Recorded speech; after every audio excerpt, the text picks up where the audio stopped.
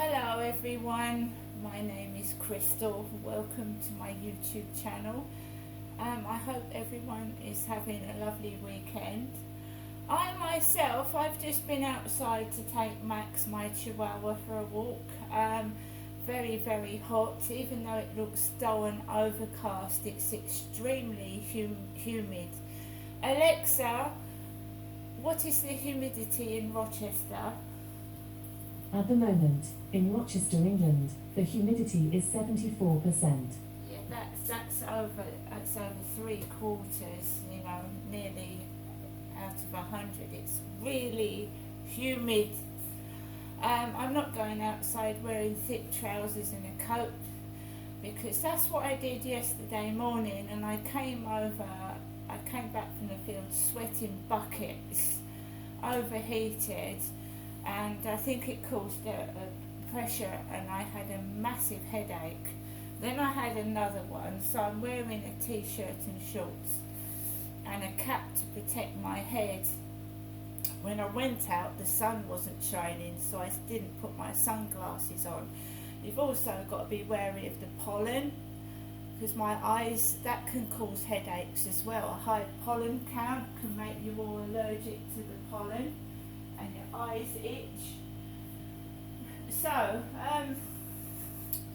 at 9:30ish, I decided to take Max for a walk. I'm going to relax today. I actually was so knackered yesterday. I went to bed extremely early. I was tired, I was worn out, I was exhausted. I'd walked from Gillingham railway station right into Chatham town centre, and I walked back up to Chatham railway station, where I got a train back to Rochester. Today I'm just planning to have a relaxing day indoors, enjoy the sunshine. I've got a balcony, I can sit on my balcony. Failing that, I can put 3 or 4 cool air fans on and just sit here. Fortunately for me, I have a shower, so I can have a cold shower as well if I get overheated, which I did yesterday afternoon. The heat can be unbearable inside this building. It can be terrific, especially at night. So you have to make sure you look after yourself, keep dehydrated, and know how to cool yourself down. I absolutely nearly fainted in Primark yesterday. It was full of bodies, full of clothes, and I'd been walking for quite a while, and I just felt so lightheaded, and I was drinking water as well, and it wasn't helping. So Alexa, what's the time, please? It's 10:27 a.m. Alexa, good morning. Alexa, good morning. Good morning. On this day in 1954, the first installment in J.R.R. Tolkien's The Lord of the Rings trilogy was published, starting the long journey to Mordor. Many since have tried to imitate it, but they shall not pass. You can't imitate an original. You cannot make a sequel or a copy as good as the original. That's the truth. Right, so I took Max out. I went round the back of the flats. I went straight onto the field. There were people on the field, lovely boats, but unfortunately my camera had run out of storage, so I couldn't. I think it was a barge. It was a nice barge boat on the Rochester Riverside, but I didn't have enough storage in my phone, so I missed it. I had a nice walk around the field. The builders work in their high-res gear until about 2 o'clock this afternoon, and building must be awful for builders in those like sweatsuits, those fluorescent suits. It must be terrible for them, but they have to look after their safety, you see. So I had a nice walk. Nothing remarkable, lots of people about. People sat outside Costa Coffee. There was a very tall young lady with shorts on and what looked like Charlie's hat going into the co-op, so it looked like a really skinny woman with long legs, and that hat that Charlie wears when he meets me going into the co-op. As I was going down the road, there was a Waitrose lorry with the Prince of Wales feathers on the back of the lorry, a Waitrose food lorry. So I walked behind that and I just walked into my flat. I'm fine. I'm absolutely fine. This weather doesn't agree with me. I'm not going to go out anywhere. It's too hot. It is too hot. Can a place be too hot? Well, to me it can, and it brings on my migraines, so I'm staying indoors and I'm keeping cool. Last year I went everywhere. I went to Margate. I have been to Folkestone this year, but it wasn't during the hot weather. Folkestone in Kent. Yeah, I went to Margate. I went to Canberra Sands. I went to loads of places last year. I think this year is a relaxing, restful year, peaceful year, hopefully. And you know, don't rush things. Just wait. If nothing happens, nothing happens. But don't force it, because if you force things, they work out wrong. So I'm just remaining cool, calm, and collected. And I'm continuing not to lose my temper or get annoyed by people that are trying to annoy me for some unknown reason. Now let's listen to my mother's answer phone message this morning. I didn't answer the phone because after I answered the phone to my mother yesterday morning, my headache, I got a headache on top of a headache, and that's awful. If anyone's had a headache on top of a headache, it really, really hurts. You have 3 new messages and 9 saved messages. First new message. Received yesterday at 1:36 p.m. Good afternoon, Janessa. It's me, Jennifer, your mum, giving you a telephone call from my landline phone. Message deleted. Next new message. Received yesterday at 8:06 p.m. Hello, Janessa. It's me, your mum, Jennifer, speaking to you from my landline phone. To you, Janessa, this Friday evening, wishing you good night. God bless. I'm ringing you a bit later, but I hadn't forgotten you, Janessa. Okay. Bye for now. Have a good evening. Okay. Bye. Message deleted. Next new message. Received today at 9:19 a.m. Good morning, Janessa. Hope you have a good day. Thinking of you. You know you're never forgotten by me, Jennifer. You know Nesta, don't you? So if you want to give me a ring, so you know I don't go out, so in fact you can ring me anytime, whatever. And I look forward to seeing you next week, and I'll phone you later on today. Okay? Have a good day. Bye. To listen to the message again, So as usual, my mum Jennifer has told me to have a good day, and I will have a good day. I'm going to stay in my flat and keep the fans on and keep cool and maybe have a cold shower. I'm quite happy by myself. I'm not going anywhere today. Yesterday I had to go out. I was overdrawn in my bank by £11.50. I hate to be overdrawn. And with the frightening news of banks just randomly closing people's banks accounts for what sometimes seems no reason at all, is frightening. So I want to keep my account in credit as much as I possibly can.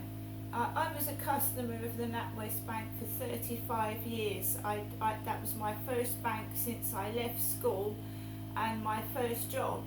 And it was my bank in Gloucestershire, and it was my bank when I first came down to Chatham. And they shut my bank account. I just had a letter in the post during COVID, and I was in complete shock. I lived by myself. I had no help and support, yet I managed to find another bank online.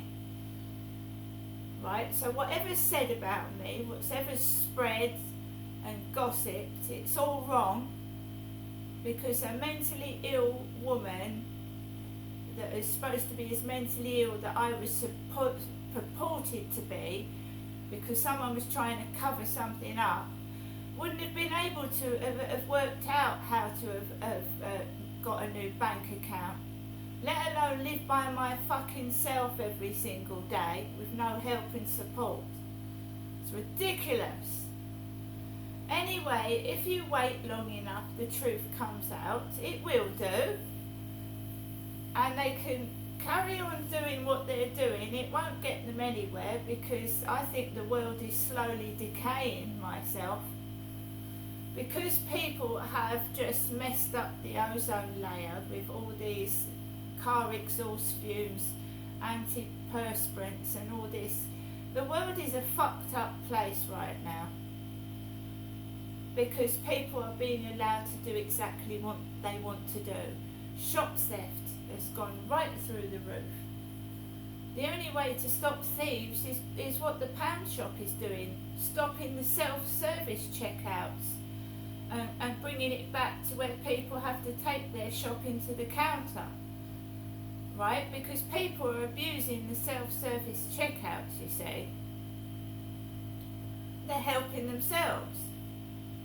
And of course there's a lack of staff now in shops, on the police, everywhere. So people are doing exactly what they want to do because they are being allowed to do it. That's the reason why there's a high crime rate. That's why there's shop theft. It's awful. You know, I'm glad I'm at the age of where I am. I'm glad I'm not going to school. It can be a horrible place, I would imagine. Because bullies get more aggressive and violent, don't they? It was bad enough when I went to school, when I was bullied. God knows what it's like now. Alexa, LBC Radio. LBC London from Global Player. Fever Tree New Mojito Mixer. Classic cocktails now made easy. Enjoy responsibly. Want to work in the media? Kickstart your career with Global Academy. Apply now for your 10 or 12 at this unique media school. That's Global Academy. The London Bath Company, for bathrooms designed and installed the way they should be. For your free bathroom design, find your nearest showroom at thelondonbath.co.uk. Ben Kentish on LBC. With Enterprise, great rates on weekend escapes. Justin texts on 84850 saying this: please broadcast this. My mother died of lung cancer without ever smoking. She used to live on the South Circular in London. I can't wait for a London-wide ultra-low emission zone. I now live on the South Circular too. I have been affected by having no money for most of my life. Justin talking there about his mum dying. And of course, you can't link every death from lung cancer to pollution, but when there are studies linking those things, when there are clear scientific studies linking air pollution to all sorts of diseases, not just lung and cardiovascular, but also things like dementia and Alzheimer's.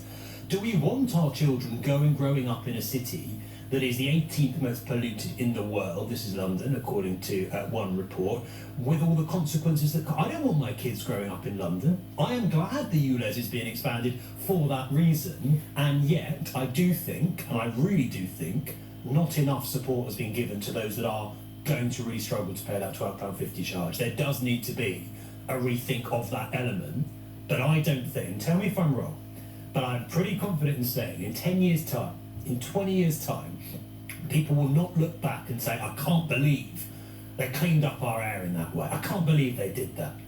They will look back and say, thank God they did that, given the consequences of not doing so, but also, why on earth didn't they do it sooner?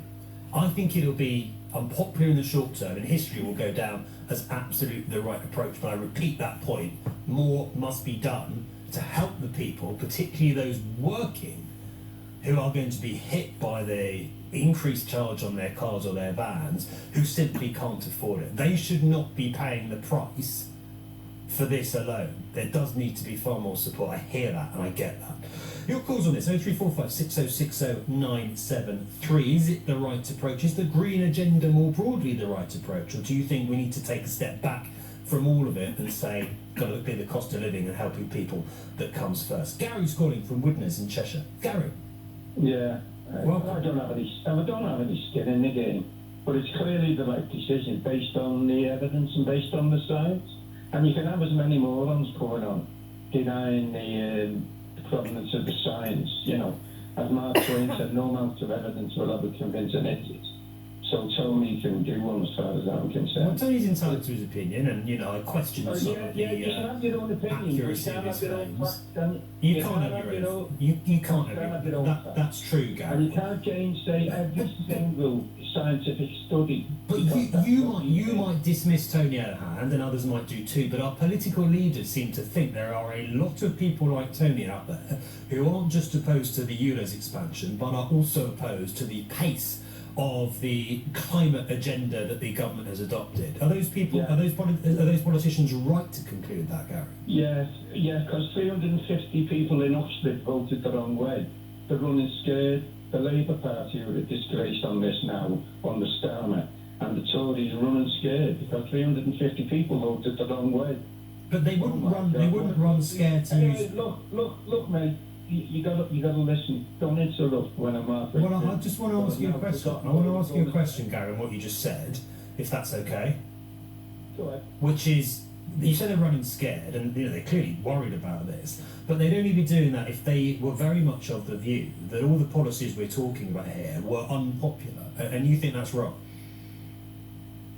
Didn't get that. That was just a word salad. Stop using euphemisms to quote what I just said. No, I'm asking you a direct question. Are politicians wrong to conclude that people don't want them to be pursuing environmental policies in the way that they are?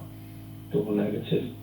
Wrong to conclude that they don't want. That's not a double negative, but... Don't know. You're trying to bamboozle me. I'm not. I'm just asking you a straight question. You think clever. I'm not. I'm genuinely just asking you a straight question. I'm talking about whether this is the right policy or not. I thought that was the...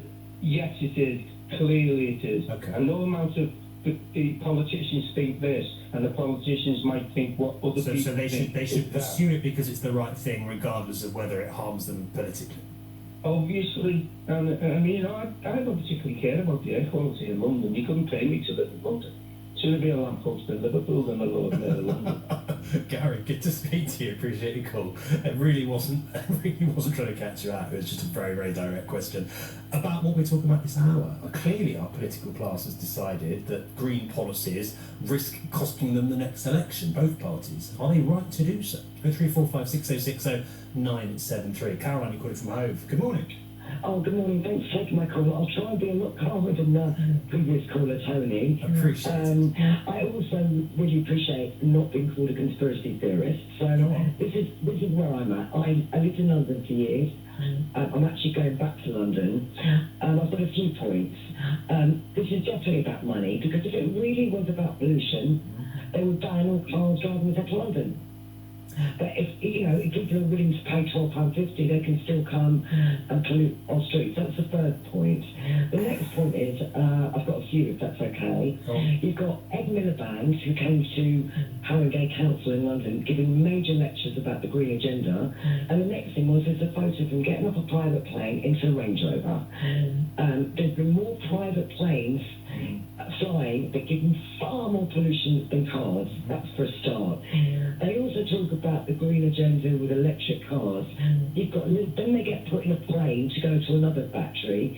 It is an agenda that the mass media have got a narrative. I'm not saying it's all lies, but I've also seen Sadiq Khan at the GLC meetings. His behaviour is beyond horrific. I've never known somebody in a position like that, speaking like that. He is disgraceful. He's absolutely disgraceful. I don't trust one thing that comes out of his mouth. Why? When you talk about his behaviour, what do you mean? So a lot of people in GLC said to him, please, Sadiq, can you give us proof of these 4,000 kids? Just give us proof. Where did you get the information from? Just tell us. We just want to see it. He has not given that. He's just saying the same narrative. It's ridiculous. We give 1% of pollution to the world. You know, our car, I'll give you another example. This is the last one, if I may. So I live in North London, and all the Labour councils there have literally closed streets, which I guess is towards a 15-minute city. But you've never seen so much pollution on the main streets. And I've lived there for 40 years. It's obscene. They are creating, these low traffic neighbourhoods have created the most obscene.